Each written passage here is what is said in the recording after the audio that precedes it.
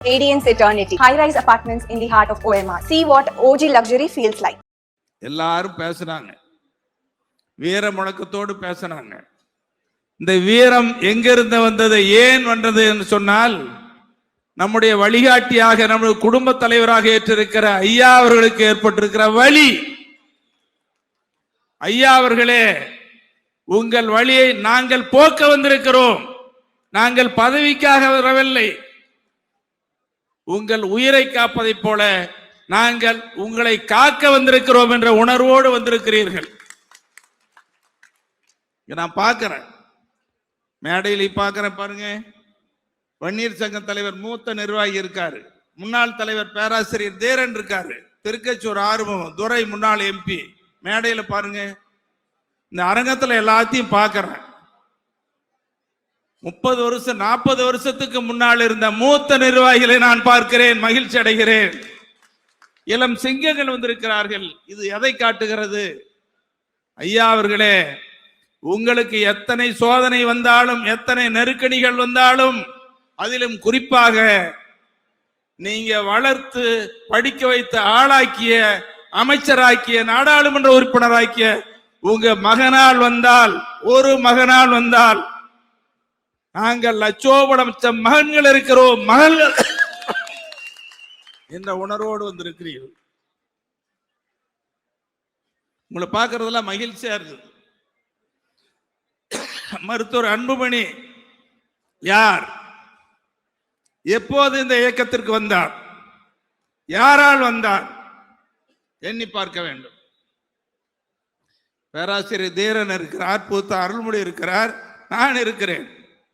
நாங்கள் எல்லாம் 1980 ஐயா அவர்களோட இயக்கத்தில் நுழைந்தவர்கள். இன்று வரையில் இருந்து கொண்டிருக்கிறோம். மருத்துவர் அன்புமணி எப்போது வந்தார், எப்படி வந்தார், யாருக்காக வந்தார்? நீங்க வேகமா பேசுறேன்னு நினைக்காதீங்க. என்ன வழிக்காக பேசுறேன்னு கூட இல்லை, எல்லாரும் வேறத்தோட பேசினாங்க. என்ன கட்சியில இருந்து அடிப்படை உறுப்பினராக நீக்கிறதாக ஒரு செய்தி. நீக்க முடியாது, நீக்கிறதுக்கு அதிகாரம் இல்லை. ஏன்னா மருத்துவரையா அவர்களால், உங்களால் கட்சியின் அடிப்படை உறுப்பினர் நீக்கப்பட்டவர் மருத்துவர் அன்புமணி.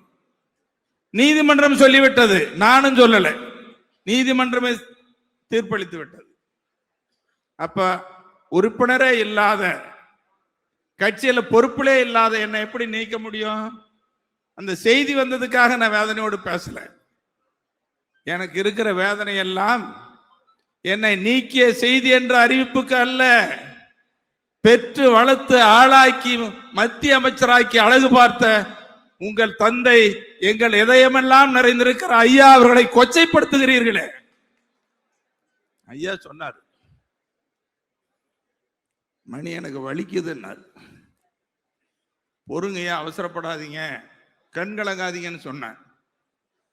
மணி என் இதயத்துல ஈட்டி குத்தல, என் உடம்பு முழுவதும் ஈட்டியால் குத்தியதை போல என் இதயம் வலிக்கிறது, உடல் முழுவதும் வலிக்கிறது, இந்த வலியை தாங்க முடியவில்லை என்று புலம்புகிறார், கண்ணீர் வடிக்கிறார்.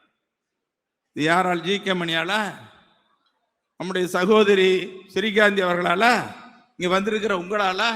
இல்லை, தன்னுடைய மகனால். எப்படி இருக்கிற மகன்? திருக்குறள் நிறைய இருக்குது, சொல்லலாம், சொல்லிக்கிட்டு நேரம்.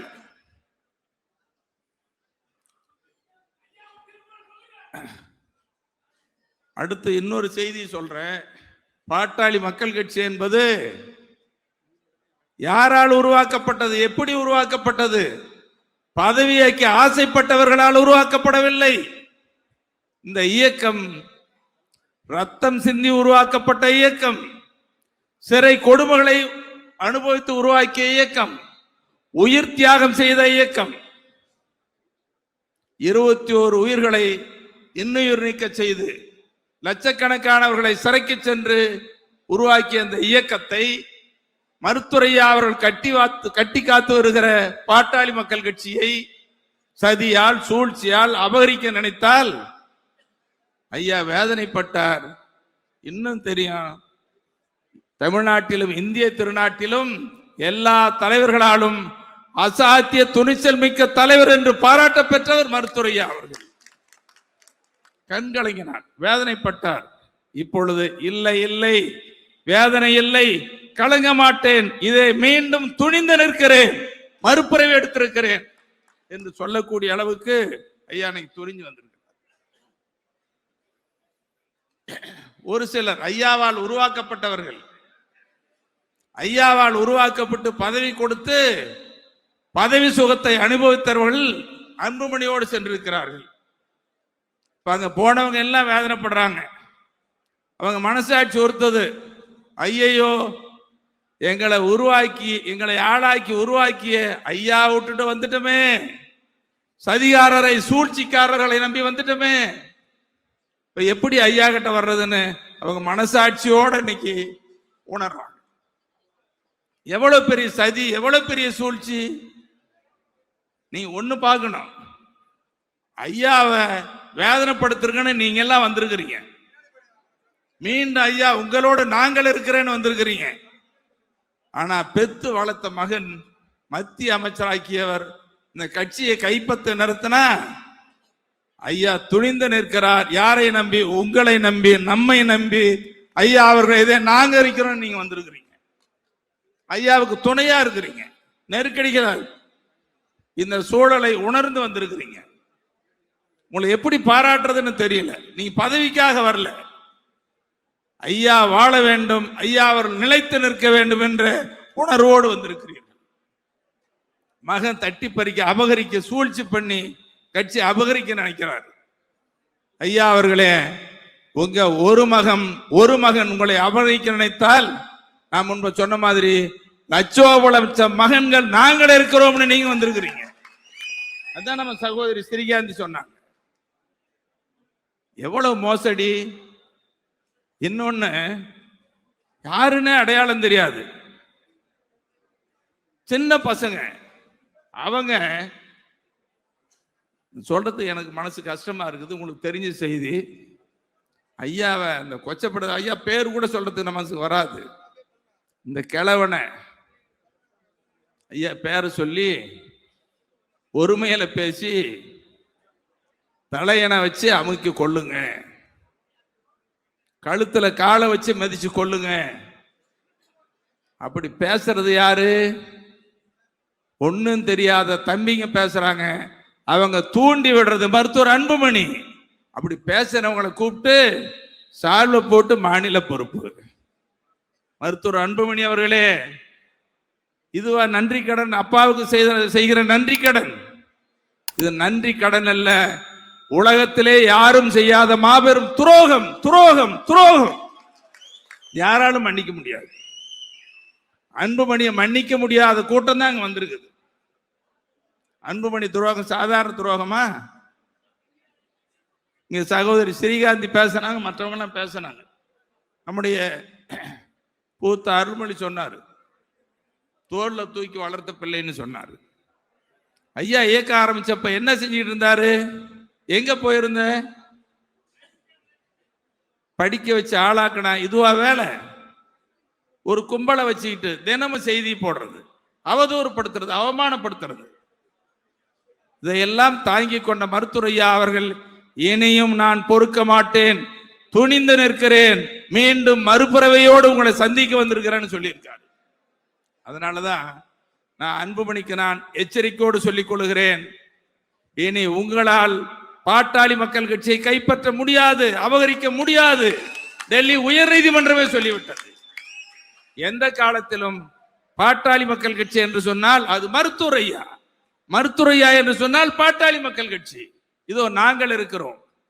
இந்த ஜி.கே. மணியை பொறுத்த வரைக்கும் போற்றினாலும் தூற்றினாலும் என்னுடைய வாழ்வும் என்னுடைய பற்றும் என்னுடைய லட்சியமும் மருத்துவரையா, மருத்துவரையா, மருத்துவரையா என்று இந்த ஜே.கே. மணி சொல்லுவது மட்டுமல்ல, இங்கே வந்திருக்கிற நீங்களும் சொல்கிறீர்கள். இன்னும் கிராமங்களில் இருக்கிற தமிழ்நாடு முழுவதும் இருக்கிற லட்சோபலட்ச முன்னோடிகள் இளைஞர்கள் சொல்லுகிறார்கள். அன்புமணியினுடைய துரோகம் இனி வெளிச்சத்திற்கு வந்து விட்டது. இந்த துரோக செயல் எடுபடாது. இனி அரசியலை ஓரம் கட்டிட்டு ஏதாவது வேலை இருந்தா பாருங்க அன்புமணி, இனி ஒண்ணு நடக்காது, வேலைக்கு ஆகாது. என்ன நியாயம்? இது அநியாயம் இல்ல? நீதிமன்ற தீர்ப்பு, நாங்களாம் நீதிமன்றத்துக்கு போயிருந்தோம். டெல்லி உயர் நீதிமன்றம், அத வட இந்திய நீதியரசர் ஒரு பெண்மணி டெல்லியை சேர்ந்தவர் சொல்றாரு, நம்மையார் சொல்றாங்க, விவாதத்துல ஐயா பேரை சொல்லி எத்தனை மகன்னு கேட்கிறாங்க. நம்ம தரப்பு வழக்கறிஞர் சொல்றாரு ஒரே மகன் தான் அப்படின்னு சொன்ன உடனே, இந்த ஒரு மகன் அப்போட சேர்ந்து செயல்படுறது தானே. ஒரு டெல்லியில் இருக்கிற உயர் நீதிமன்றத்தினுடைய நீதியரசர் ஒரு பெண்மணிக்கு தருகிற உணர்வு பெத்த மகனுக்கு இல்லையே. இது எவ்வளவு பெரிய வேதனை. அதான் நம்ம சகோதரி ஸ்ரீகாந்த் சொன்னாங்க. தம்பி சுகந்தன் சொன்னாரு, மாமாவை பத்தி கேட்டாரு. நல்ல மாமா தான், நல்ல மாமா. அதனால இனி தமிழ்நாட்டின் வளர்ச்சியில் அக்கறை கொண்டு 46 ஆண்டு காலம் பயணிக்கிற மருத்துவரையாவினுடைய கனவு நனவாகும். ஐயா அவர்களை முடக்கி வைத்திருந்தீர்களே, அன்புமணி ஐயா சொல்றது, ஏன் மனநலம் பாதிக்கப்பட்டார், குழந்தை மாதிரி ஆயிட்டாரு. சரி, அப்பா குழந்தை மாதிரி ஆனா பாதுகாக்க வேண்டியது யாரு? மகன் தானே. மனநலம் பாதிக்கப்பட்டா மருத்துவம் பார்க்க வேண்டியது யாரு? மகன் தானே. மனநலமா பாதிக்கப்பட்டார் இல்ல. மருத்துவர் அன்புமணி உன் செயலால், உன் துரோகத்தால் மனநலம் மனம் குன்றி உட்கார்ந்தார், வேதனையோட உட்கார்ந்தார். இன்னைக்கு தொலைக்காட்சிகள்ல பேட்டியில எப்போ இல்லாத அளவுக்கு ஐயாவை நாங்க அப்படி பார்த்ததில்லை. உங்களுக்கும் தெரியும், நீங்களும் பார்த்துட்டு இருக்கிறீங்க. எவ்வளவு சோதனை வந்தாலும், எவ்வளவு வேதனைகள் வந்தாலும், நெருக்கடிகள் வந்தாலும் துணிந்த நிற்கிற மருத்துவரையா அவர்கள் கண்கலங்கினாரு. அந்த கண்கலங்கிய காட்சி தமிழ்நாடு முழுவதும் பாட்டாளி மக்கள் கட்சி சார்ந்தவர்கள் மட்டுமல்ல, எல்லோரையும் சிந்திக்க வைத்திருக்கிறது, வேதனைப்பட வைத்திருக்கிறது. இது யாரால்? பெற்று வளர்த்த மகன் அன்புமணியார்.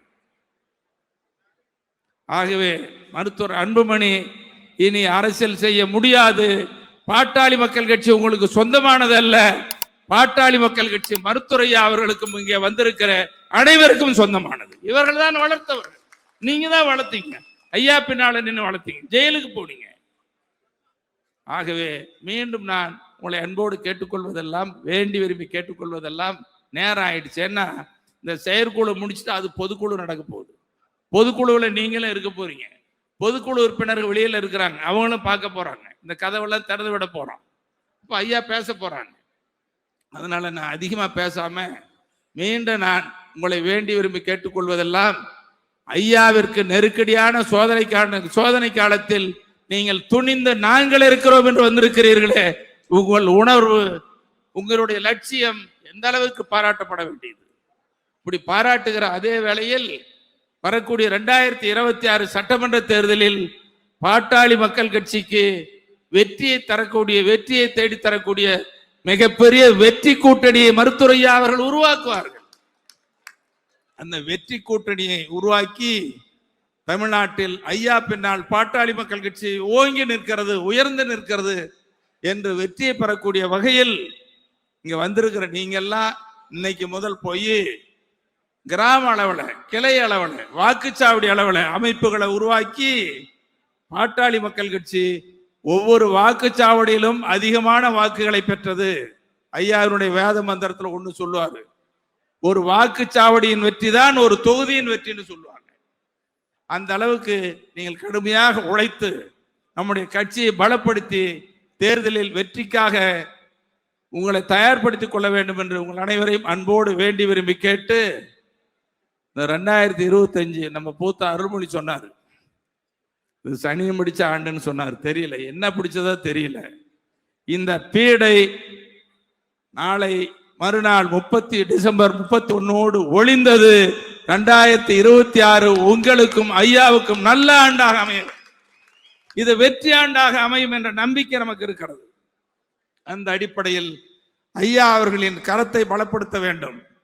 ஐயா அவர்கள் சொல்லே நம்முடைய வேத வாக்கு என்று நாம் செயல்பட வேண்டும் என்று இந்த செயற்குழுவில் நீங்கள் உறுதியேற்க வேண்டும் என்று உங்கள் அனைவரையும் அன்போடு வேண்டி விரும்பி கேட்டுக்கொண்டு, இந்த செயற்குழு உறுப்பினர்களாக இருக்கிற நீங்களும், உங்கள் குடும்பமும், இந்த 2026 ஆண்டில் பொருளாதார உயர்வு கண்டு நீங்களும் குடும்பம் நலமோடு வாழ வேண்டும், வளமோடு வாழ வேண்டும், மகிழ்வோடு வாழ வேண்டும் என்று அனைவருக்கும் வாழ்க வளர்க என புத்தாண்டு வாழ்த்துக்களை தெரிவித்துக் கொள்கிறேன்.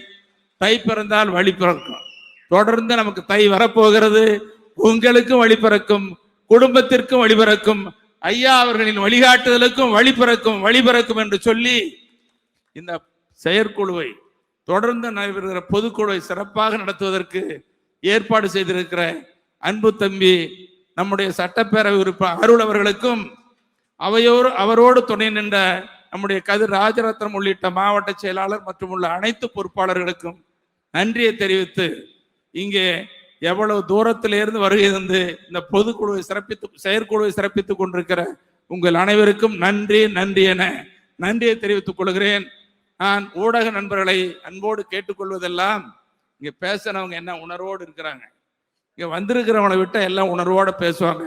இந்த உண்மை செய்தியை எடுத்து சொல்லி, மருத்துரையாதான் பாட்டாளி மக்கள் கட்சி, மருத்துரையா பின்னால் அணிவகுத்து நிற்கிறது தமிழ்நாடு என்ற நிலையை நீங்கள் எடுத்து சொல்ல வேண்டும் என்று கேட்டு அனைவருக்கும் நன்றி சொல்லி அமர்கிறேன். நன்றி, வணக்கம். Radiance Eternity. High-rise apartments in the heart of OMR. See what OG luxury feels like. மின்னம்பலம்.com தமிழின் முதல் மொபைல் பத்திரிகை.